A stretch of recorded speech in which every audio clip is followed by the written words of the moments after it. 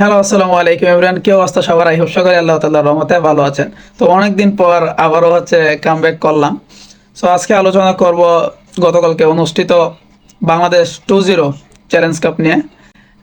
ম্যাচটা আমি লাইভ স্টেডিয়ামে বসেই দেখছি, বাট রিভিউ দিতে পারলাম না। আর এর জন্য থাকতেও পারলাম না, এর জন্যই আজকের এই ভিডিওটা। আর কালকে খেলা দেখে খুবই টায়ার্ড ছিলাম, এই জন্য আর কালকে ভিডিওটা করা হয় নাই। একদিন পরে ভিডিওটা করতে হচ্ছে এবং আপলোড দিতে হচ্ছে। এই যে টিকিট গতকালকের ম্যাচের, গতকালকে লাইভ ম্যাচটা দেখার সৌভাগ্য হয়েছিল।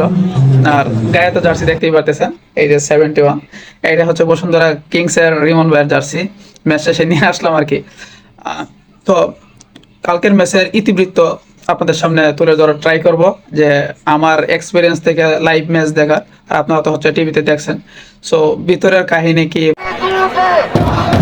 বা খেলাটা কতটুকু আসলে এনজয় করলাম, সেই বিষয়টাই আজকে আলোচনা করব। তাহলে চলুন আর দেরি না করে শুরু করা যাক। সো আমরা যখন স্টেডিয়ামে এন্ট্রি করলাম, এন্ট্রি করে ঢোকার পরেই দেখি বসুন্ধরা কিংস এক গোল কনসিড করে ফেলছে। এবং এইটা 7 মিনিট তখন, যেটা পরবর্তীতে দেখলাম যে 7 মিনিট যখন ছিল তখন সুলেমান দিয়াবাতে একটা গোল করে, যেটা অলমোস্ট 72 মিনিট পর্যন্ত এই 1-0-তে থাকে। মোহামেডান 1 এবং বসুন্ধরা কিংস 0। কিন্তু খেলাটা কোথায় করে গেল, যার পরে 72 মিনিটের পরে এই 90 মিনিট এবং অতিরিক্ত টাইমের মধ্যে বসুন্ধরা কিংস 3টা গোল দেয় মোহামেডানকে, এবং মোহামেডান সেই এক গোলের মধ্যেই থাকে। শুরুতে হাফ টাইমের আগে যে খেলাটা দেখলাম সেটা মোহামেডান দারুণ খেলতেছিল এবং বসুন্ধরা কিংসও অনেক চান্স পাচ্ছিল, কিন্তু সেগুলা কোনোভাবেই কাজে লাগাতে পারতেছিল না। এবং অন টার্গেটে গোল ধরে কোনো শটেই করতে পারতেছিল না বসুন্ধরা কিংস।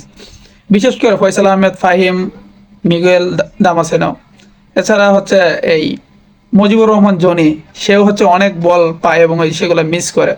বসুন্ধরা কিংস তাদের যে ঐতিহ্য বা রেগুলার যে খেলাটা, ওইটা হাফ টাইমের আগে কেউই দেখতে পারেন। এবং আমরা যারা বসুন্ধরা কিংসের ফ্যান বা সাপোর্টার, আমরাও আসলে হতাশ ছিলাম খুব, যে বসুন্ধরা কিংসকে এই ম্যাচটা তো বাহির করতে পারবে কিনা, নাকি এই 1-0-তেই খেলাটা শেষ হয়ে যাবে। বাট 62 মিনিটে একটা কাহিনী ঘটে।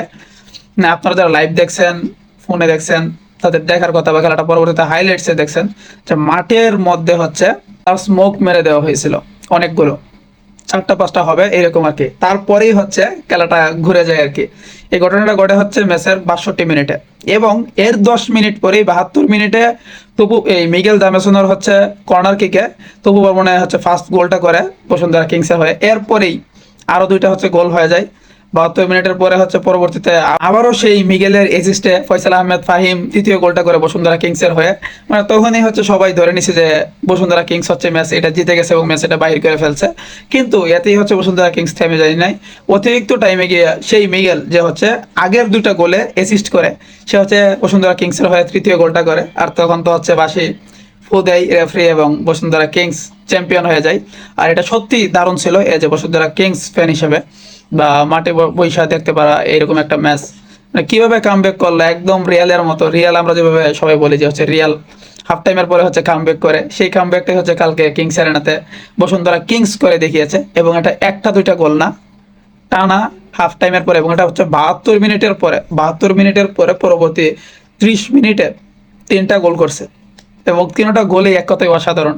আর ওই যে 62 মিনিটে মাঠে যে কালার স্মোক মারা হলো, এরপরে এই যে মোহামেডান স্পোর্টিং ক্লাব ছন্দপতন হয়েছে, আর কামব্যাক করতে পারে নাই। তবে একটা কথা না বললেই নয়, যারাই এই কাজ করছে ম্যাচের মাঝখানে, এটা আসলে ফুটবলের, যদি আমরা বাহিরের কালচার বলি, সেখানে এটা বড় হয়। তবে বাংলাদেশের কালচারে এরকম ঘটনা নাই। তবে এরকম ঘটনা আসলে মাঠের মধ্যে বা প্লেয়ারদের ডিস্টার্ব হয়, এরকম কাজ না করাটাই বেটার। তবুও I am really so happy, কারণ আমার দল বসুন্ধরা কিংস চ্যাম্পিয়ন হয়েছে। এটা সিজনের শুরুতে একটা দারুণ দারুণ একটা ব্যাপার।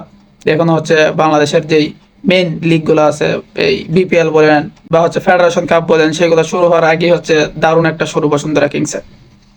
সো আর বেশি কিছু বলবো না।